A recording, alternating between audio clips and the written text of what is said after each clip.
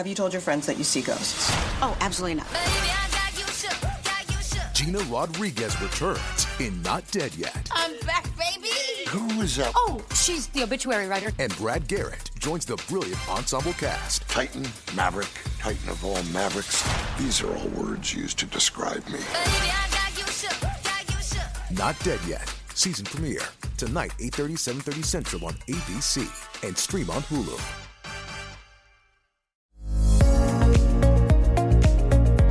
It's the Happy Families podcast. It's the podcast for the time-poor parent who just wants answers now. It's okay for kids to, have a fairly limited food range and be learning to like a wider variety of foods across their whole childhood and sometimes even into their teenage years and into adulthood. It doesn't always happen before they're 5. And now here's the stars of our show, my mum and dad. Hello, this is Dr. Justin Coulson. I'm the parenting expert on Channel 9's Parental Guidance, the author of 6 books about raising happy families and the host of the Happy Families podcast. Today, a conversation that parents of anyone who has, when the kids, they only eat the one food, or they won't eat anything, or they decide that they're going to do this new thing with their food and it doesn't involve eating it, it's just playing with it because they don't like what you've cooked. I don't like that conversation. Today we're talking about fussy eaters, picky eaters, same. And I've got somebody to chat with me about this that I think is just going to be so helpful. Deb Blakley is an accredited practicing dietitian. That's the official title, an APD. It matters because it means that Deb's done all the right work to get all the right qualifications to give us answers to this. And Deb runs Kids Dig Food. What a great name for a business. Hey, Deb, thanks for joining us on the Happy Families podcast. Thanks, Justin. I'm really pleased to be here. This is a topic that's very close to my heart, as you probably know. I do. So let me start with what I think is the number one important question to ask around picky eating. And we're talking about kids from 1 to 12, right? We're not talking about adolescents because things get a little bit murkier there. We're just talking about once the child is off the breast, or at least not fully breastfed, through to their adolescent years. Being a picky eater, I was doing some research on this a few weeks ago. It actually wasn't really a thing until the 1970s. Like, history shows parents didn't think much about what their kids ate at all. In fact, they got mad at the kids for trying to eat all the food that was on the table. Everything. The kids were always hungry. But today, it's all about MasterChef for kids, right? And we care a lot. So what would you say are the main reasons that kids become a bit picky about their food? Yeah, look, I think the first thing to remember if we're thinking about what happened, let's say I'm a child of the 70s. So, the difference is that parents are navigating a very different feeding environment, a food landscape today. It's totally different. You're right. We had, if you think about what might have been in your lunchbox when you were a kid, it was honey and peanut butter sandwiches. Honey and peanut butter sandwiches. That's all I had. Maybe an apple, and yep. So there's a lot of difference. There's different perceptions about what kids need to eat. We've got parents really feeling like they're being judged about what their child's eating or what's in the lunchbox. Yep. Social media's got a lot to say for that. And I think kids essentially are the same as they were in the 70s in terms of how they navigate food. I think what's changed is our expectation has changed of what children should be doing. And I put should very much in inverted commas there with food. Yeah, I love the way you say that because I'm thinking back to, like, my mum was always a good cook, I thought, but it was standard meat and 3 veg for dinner. And the steak, when we had steak, was cooked well done. I mean, there was no such thing as a rare steak or a medium rare steak back then. And we expected it. It was just bangers and mash. It was sausages and some veggies or something like that. And I think you're right, that expectation, I hadn't considered that until you said it, and I love that little insight. Just such a little quirky acknowledgement. Is there an age where we should expect pickiness? Like, is there an age where kids start to get really picky, and then conversely, is there an age where they start to expand their palates? Should we expect that at a certain age they'll get over themselves and their pickiness? Well, I give this answer with a caveat that every child is different. Of course. And typically, however, though, we do see children around that sort of 1 to 2, maybe 3 age group. They've transitioned to solids. The parents might have experienced like a bit of a honeymoon period where they ate everything for the first few months of eating solids, and they think, oh, wow, my kid's a really wonderful eater. And then all of a sudden they start dropping foods or they start getting a bit pickier. Interestingly, it's usually around the time where if we look at a child's growth chart, where growth trajectory starts to slow a little bit. So they're coming out of that really rapid growth phase of the first year of life.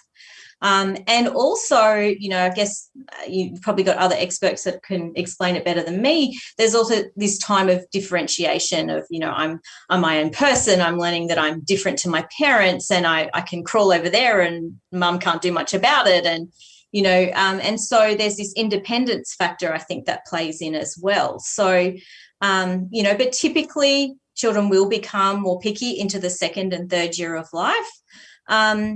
And then, typically over the many years to come, they will slowly start to expand back out. Some kids never really display much picky eating at all. Some kids stay quite diverse in their food range, and they'll eat anything that the parents give them. And then, it's a spectrum. So, obviously, there's kids who are super picky, kids who are, super relaxed, and everything in between. And I guess the difference is how parents navigate that time in relation to how their child is navigating it too. Yeah, thank you, Deb. It's probably important to pause here as well and just acknowledge and highlight that some kids do actually have some specific sensitivities. They have additional needs, or there may be medical reasons for that fussiness around food as well, right? Yeah. And certainly as an APD working the area of pediatrics and family nutrition, that is part of our assessment. So we would delve into what are the reasons, or are there reasons why a child is displaying, picky eating behaviours. And sometimes there is a medical cause or another kind of cause. It could be anything to do with the head or neck area, teething, reflux, cleft and lip palate, tongue and lip ties, all of those, anything that kind of interrupted that child's ability to eat, or maybe it was painful at one time. And then we've got, I guess, the area that our team works a lot with nowadays is parents who are struggling with kids who are more extreme picky eaters. And we often see this in neurodiverse kids. So kids who are whose brain works differently to the majority of the population. And I guess the most common types of neurodiversity where we see more extreme picky eating is kids with autism and ADHD, for example.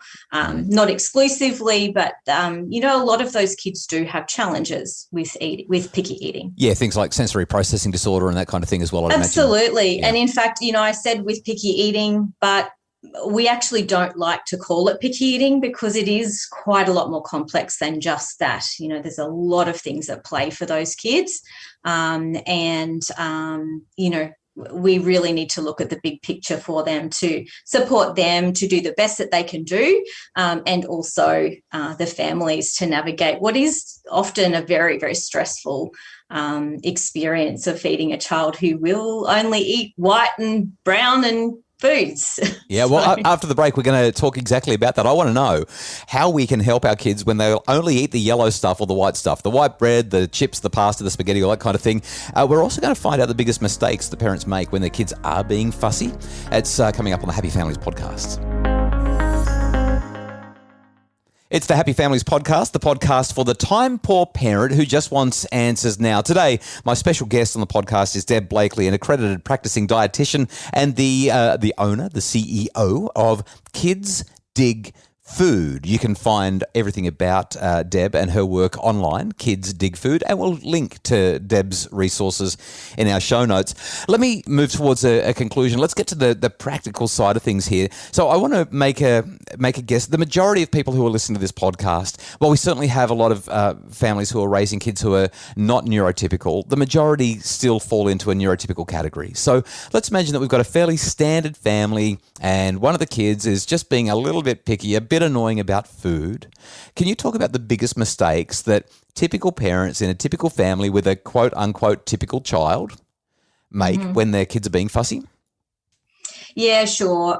Look, the first thing that we see is usually pressure. So when we do our assessment of a family, what we're looking at is to answer that question, why is this child struggling with food? And to do that, we ask lots and lots of questions. And typically what we find is there is a a disconnect between in that family feeding relationship that involves pressure, some kind of pressure. So either the parents trying to do the child's jobs of eating, the child being given maybe too much leeway to do a lot of the deciding around food and eating. Maybe it's just a bit of a free-for-all, and typically that's because parents have kind of just gotten to a stage where they just go, oh my gosh, I don't know what to do anymore. And so they're bouncing around between lots of different parenting styles around feeding, which are maybe not suited to, to a child developing a healthy relationship with food. So the pressure is one, comparison, comparing one child with another. All of our kids are different. I guess one of the worst things you can possibly say is, oh, come on, your brother's eating it. Why can't you? Well, that child is having a completely different experience with that food than their sibling is. So, avoiding comparison. And just the worry, we see so many parents fueled by worry in this. They kind of get into a spiral of worry, which then increases their likelihood that they're going to place pressure on their child. And that pressure could be subtle or it could be more overt. The more overt kinds of pressure is, you'll stay at the table till you've finished every bite. It could be, you're going to have that for breakfast if you don't finish it. Or it could be, just, negotiating just one more bite, or, if you have this, then you can have ice cream. All of that stuff does not help the child develop a healthy relationship with food. And, one of my key, I guess, models, role models as a dietitian and as somebody working in the area of family nutrition is Ellen Satter, a dietitian and family therapist in the States. And one of her key quotes is, when the joy goes out of eating, nutrition suffers.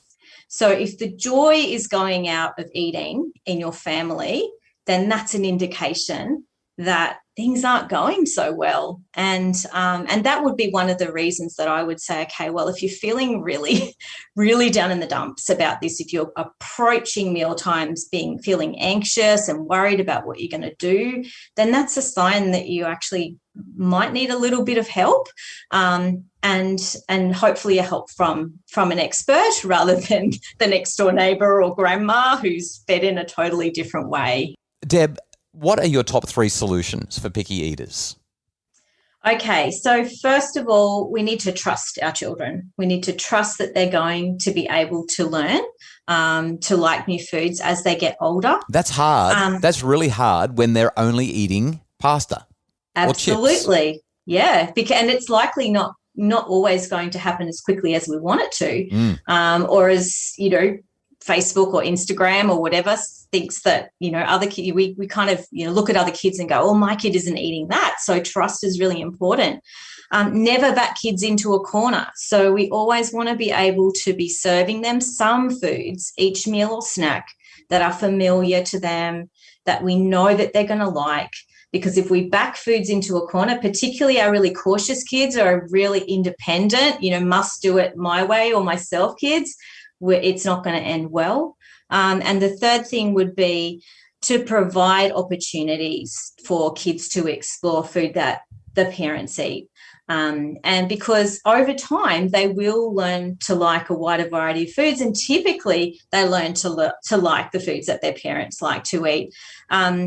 It's likely going to happen more slowly than we hope. And we come back to that original comment when we're talking about, we don't have to be foodies, and historically we haven't had as wide a variety of foods available to children as we do nowadays compared to, say, 30 years ago.